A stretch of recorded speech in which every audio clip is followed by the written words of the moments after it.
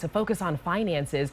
Mickey Powell of Powell Financial Partners joins us to talk about a few things to tackle on summer break. This is downtime, but you're saying use that downtime. Yeah, take advantage of it. Take advantage of it. Okay, so let's start with teachers, because you know they work and work and work, and they wait for these few months to have some downtime. What should they be doing regularly?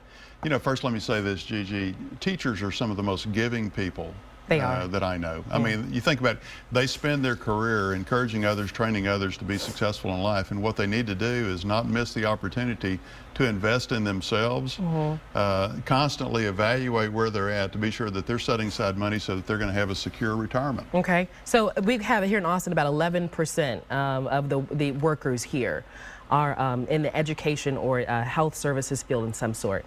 So then specifically, let's say I'm a third grade teacher. What can I be doing now to make sure that I feel a little more comfortable about my retirement or my paycheck when I get back to school?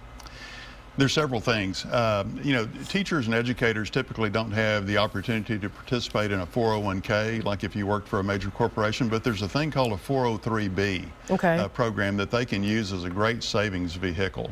And they need to be sure that they're setting money aside. They need to know what their goals are for the future. And I'll tell you, you know, we always say have someone that you're working with, a trusted advisor that can help get you on the right track to be sure you're in the right kinds of investments that are going to work and help you accomplish your long-term goals. Okay, and let's talk about college students because folks are getting ready for the 4th of July weekend, but after that, a lot of them are going to start packing to get ready to go off to school. So what are you telling parents to tell them, or what do you tell them directly? Those 18, 19-year-olds.